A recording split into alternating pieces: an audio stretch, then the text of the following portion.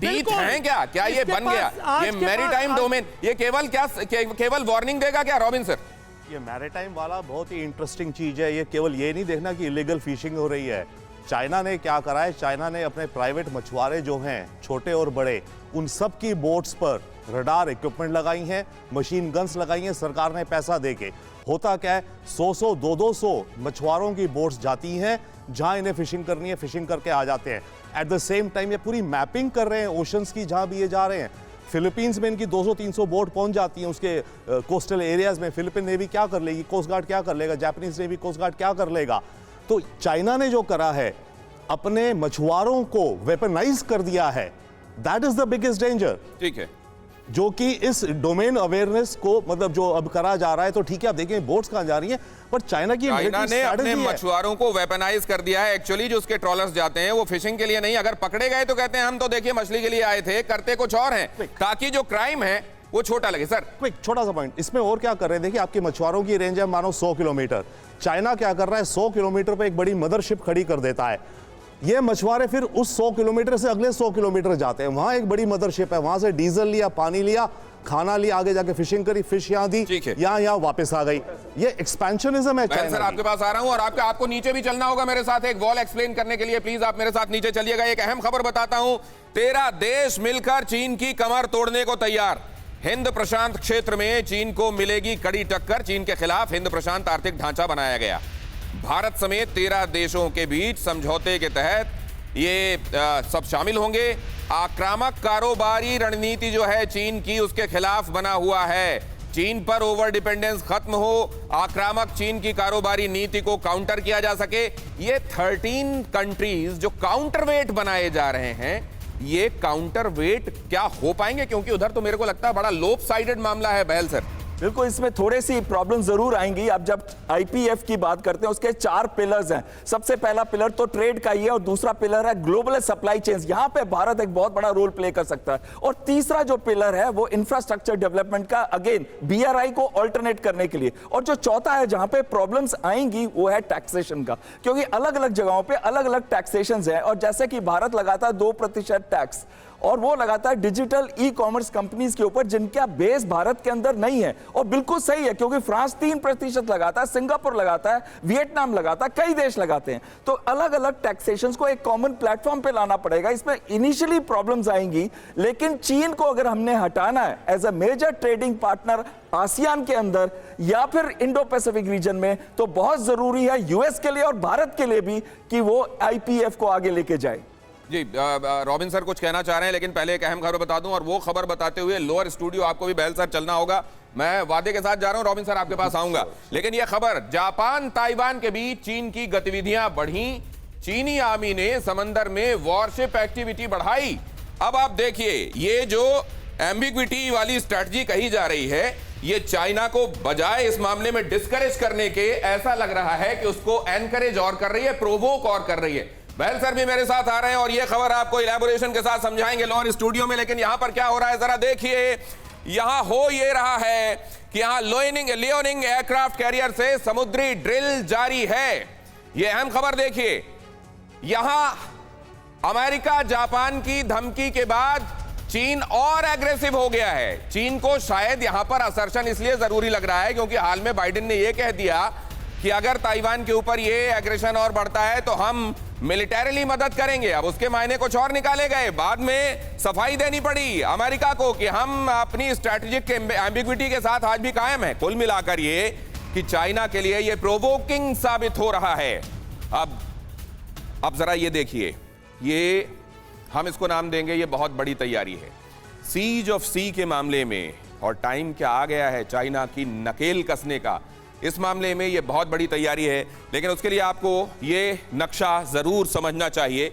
ये है Chinese mainland, और चाइनीज मेनलैंड में यहां ये आपको दिखाई दे रहा है। ये खास तौर से इसमें आपको ये देख लेना चाहिए चाइनीज मिलिट्री हेडक्वार्टर्स कहां है। रेड स्पेयर में आपको दिखाई देंगे अमेरिकी बेस कहां है, ये आपको दिखाई देगा। और ताइवान के खतरे वाले इलाके ये ब्लैक हॉलो एनसर्कल्ड आपको दिखाई देंगे। अब जरा देखिए, आप इसमें अगर देखते हैं ताइवान कहां है, ये है ताइवान, ये है उसकी राजधानी ताइपेई और ये मीडियन लाइन है जिसको चाइना ने कभी माना ही नहीं। दोनों के बीच में 300 किलोमीटर की दूरी के बीचों बीच खिंची हुई है रेखा। अब यहां पर वो जो वल्नरेबल है और जहां ड्रैगन अपनी निगाहें गड़ाए बैठा है, पेंगू काउंटी उनमें से एक है, ये है किनमेन काउंटी, ये भी वल्नरेबल है और सीधे सीधे, और ये तो मेनलैंड के बहुत ही करीब है। मात्सू आइलैंड ये तो समझ लीजिए एक तरीके से उसकी मुट्ठी में ही है। यहां पर आप देख रहे हैं चाइनीज मिलिट्री हेडक्वार्टर तो चाइना मेनलैंड में पूरी तरह फैले ही हुए हैं, लेकिन किंझाओ यहां पर बहुत ज्यादा इंपॉर्टेंट ये जगह है क्योंकि इसकी दूरी ताइवान से बेहद कम और ये एकदम फेस कर रहा है ताइवान को। अब जरा देखिए America in case of becoming a saviour for Taiwan, क्या ताइवान के लिए यहां पर रहते हुए ये ताइपेई से 400 मील दूर अमेरिकी बेस है। यहां पर ये अमेरिकी बेस क्या ये प्रोटेक्शन के लिए वैसा जल्दी से मूव करके वहां पहुंच पाएगा या हथियार बेचने का काम होता रहेगा, बाकी यहां पर प्रेजेंस ऐसी बनी रहेगी। अब यहां पर देखिए साउथ कोरिया में इन तमाम जगहों पर और जापान में ओकिनावा, यहां पर भी अमेरिकी बेस, क्या ये अमेरिकी बेस अश्योर करते होंगे ताइवान को लगता होगा कि हां अब चीन पर नकेल कसी जा चुकी है, खासतौर से जब स्ट्रैटेजिक एम्बिग्विटी को भी बार बार बीच में अंडरलाइन किया जाता रहता है। अब जरा इसको समझाइए सर, आइए बहल सर, और इसको समझाइए कहां पर क्या है और क्या ये बेचारा सेमीकंडक्टर्स को ही शील्ड समझता है कि कुछ और है इसकी रक्षा के लिए। देखिए सबसे पहले चीज है कि जो फर्स्ट आइलैंड चेन है जिसको पूरा का पूरा चीन अपने अंदर अपने कब्जे में लेके आना चाहता है, वो जापान से शुरू होते हुए और जाता है ताइवान, और ताइवान से फिलीपींस, ये फिलीपींस है, और फिलीपींस से मलेशिया और उसके ऊपर आता है। तो ये पूरा का पूरा साउथ चाइना सी और ईस्ट चाइना सी के अंदर जितना आता है वो सारा का सारा चीन क्लेम करता है, 90% वो क्लेम करता है। अगर अमेरिकन बेसेस को हम देखें, गुआम का आपने दिखाया बहुत दूर है, गुआम इतना जल्दी रिएक्ट नहीं कर सकता, और जो दूसरा बेस आपने बताया वो भी मीडियम लाइन से 400 मील दूर है।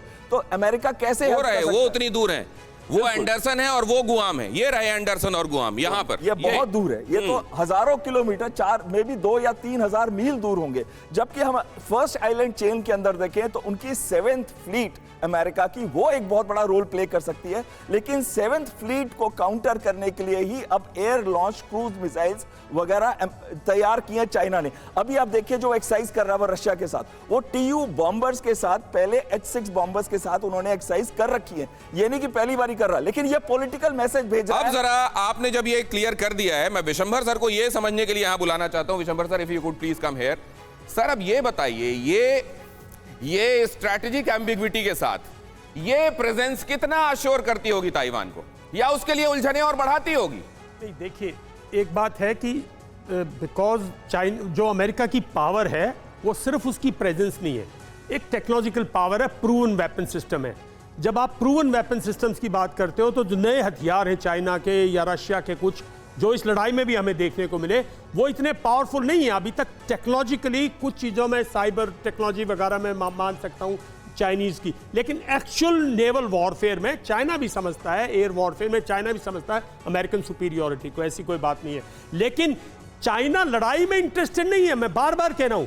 चाइना धमकी देता है, इंटिमिडेट करता है, और उसके लिए मैं समझता हूं ताइवान समझता है शी जिनपिंग थर्ड टर्म सीख कर रहे हैं, उनको ये नहीं लग रहा है कि ताइवान को अब यूनिफाई करने के लिए कुछ कर देना चाहिए फाइनली? देखिए मैं जहां तक चाइना की मैं पूरी अब तक ये चाइना को फर्स्ट डेटरेंट पे चाइना रुक जाता है। चाइना को आंख दिखाने वाले जो बात की थी ना हमने, चाइना नीड्स स्ट्रॉन्ग रिएक्शन। अगर ताइवान, आज भी ताइवान स्ट्रॉन्ग रिएक्शन, अगर अमेरिका, तभी मैं कह रहा हूं कि इस पूरे कॉर्ड को टीथ प्रोवाइड किए, एक फोर्स किए, और वो फोर्स को रीडिप्लॉय, इसको पूरी को रीडिप्लॉय कीजिए। चाइना बैक करेगा, चाइना बैक नहीं कर रहा बिकॉज चाइना को अब तक डेटरेंस नहीं मिला है उतना स्ट्रॉन्ग। तो लड़ाई नहीं हो सकती, मैं नहीं समझता कि ताइवान को वो इतना जल्दी करेगा। ये वर्ल्ड कंफ्यूजन में अपना, पूरी दुनिया कंफ्यूज है ना, यूक्रेन और रशिया की जो लड़ाई है, और पोस्ट कोविड में। मैं सर एक चीज और समझना चाहूंगा, क्या ये कंफ्यूजन प्रिवेल करने से फायदा ये होता है कि बाजार बना रहता है? क्या ये कंफ्यूजन प्रिवेल करने से ये होता है कि हथियार बिकते रहते हैं? अड़ी सोमवार से शुक्रवार शाम 6 बजे सिर्फ TV9 भारतवर्ष पर।